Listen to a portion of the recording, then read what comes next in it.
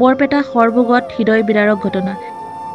বিয়াৰ জোৰোণৰ নিশাই কইনাৰ পিতৃৰ আকস্মিক বিয়োগ। অঞ্চলজুৰি শোকৰ ছাঁ। দৰাৰ পৰিয়ালে দিলে মহানতাৰ পৰিচয়। বৰপেটাৰ সৰভোগত এটি পৰিয়ালৰ হৃদয় বিদাৰক ঘটনা। এটি দৰিদ্ৰ পৰিয়ালৰ কন্যাৰ বিবাহৰ আগদিনা নিশা মৃত্যু হ'ল কইনাৰ পিতৃৰ। এই ঘটনাই চুই গৈছে সৰভোগবাসীৰ অন্তৰ। সৰভোগৰ শান্তিদাসৰ কন্যা নিশিতা দাসৰ আছিল আজি শুভ বিবাহৰ দিন।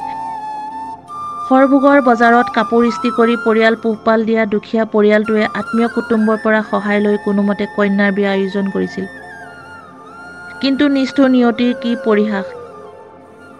দেওবাৰে নলবাৰীৰ কৈঠালকুছিৰ প্ৰাঞ্জল বৰ্মনে জোৰোণ দি যোৱাৰ পিছতে নিশা অসুস্থ হৈ পৰে কইনাৰ দেউতাক শান্তি দাস। পৰিয়ালে নিশাই সৰভোগ সমূহীয়া স্বাস্থ্য কেন্দ্ৰত ভৰ্তি কৰে যদিও উন্নত চিকিৎসাৰ বাবে চিকিৎসকে বৰপেটা মেডিকেল কলেজ হস্পিটেললৈ প্ৰেৰণ কৰে। কিন্তু বৰপেটা মেডিকেল কলেজ হস্পিটেলত চিকিৎসা আৰম্ভ কৰাৰ পিছতে নিষ্ঠুৰ নিয়তিৰ ওচৰত হাৰ মানিলে শান্তি দাসে। ইপিনে এই দুৰ্ভাগ্যজনক খবৰটো পোৱাৰ পিছতে নলবাৰীৰ দৰা আৰু সৰভোগৰ নিজ দমকা গাঁৱৰ কইনাৰ পৰিয়ালটোৰ মাজত লাগে হাহাক। কইনা নিশিতা দাসৰ বিবাহৰ ৰভাতলি কইনাৰ সাজ অভ্যৰ্থনাৰ বাবে ৰাইজক খুৱাবলৈ অনা খাদ্য পৰি থাকিল ৰান্ধনীঘৰত। নিশিতাৰ বিবাহৰ ৰভাস্থলীত আয়তীৰ উৰুলিৰ পৰিৱৰ্তে উঠিল আত্মীয়ৰ কান্দোনৰ ৰোল। যিখন ৰভাতলত নিজ কন্যাক সমৰ্থন কৰা কথা আছিল, আজি সেই ৰভাস্থলীৰ পৰাই শান্তি দাসৰ মৃতদেহ নিয়া হ'ল শ্মশানলৈ। ইপিনে কৈঠালকুছিৰ প্ৰাঞ্জল বৰ্মনৰ পৰিয়ালৰ লোক সোমবাৰে দিনৰ ভাগত শোকাকুল নিশিতা দাসৰ পৰিয়ালত উপস্থিত হয়।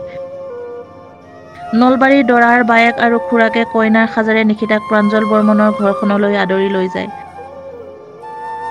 প্ৰাঞ্জল বৰ্মনৰ আহ্বান, এটা স্বাভাৱিক ঘটনাক লৈ মংগল অমংগল চিন্তা নকৰি ছোৱালীজনীৰ ভৱিষ্যত জীৱন যাতে সুন্দৰ হয় তাৰ বাবেই তেওঁলোকে এই সিদ্ধান্ত লৈছে। দৰাৰ খুৰাকে জনোৱা মতে মঙ্গলবাৰে প্ৰাঞ্জল নিশিতাৰ যুগ্ম জীৱনৰ অভ্যৰ্থনা অনুষ্ঠিত হ'ব।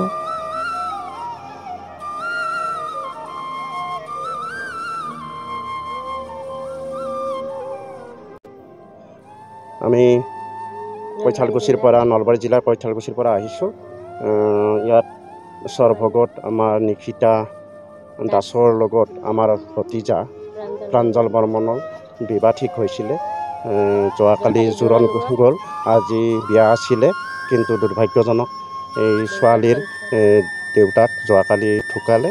গতিকে বিভিন্ন মানুহে বিভিন্ন ধৰণৰ উপদেশ আগবঢ়াইছে, কিন্তু আমি এটা বস্তুৱে আমি আগত লক্ষ্য ৰাখিছোঁ, যাতে ল'ৰা কইনাৰ নাইবা ছোৱালীটোৰ ভৱিষ্যতটো ল'ৰাৰ ভৱিষ্যত চাই বিবাহখন সুকলমে হৈ যায়। তাৰ কাৰণে আমি এই ছোৱালীজনীক নি আমি আমাৰ তাতে বিয়া ব্যৱস্থা কৰিছোঁ। গতিকে যা যোগাৰ হৈছিলে, খানাৰ ব্যৱস্থা হৈছিল, গতিকে ঘৰৰ প্ৰস্তুতি হৈছে।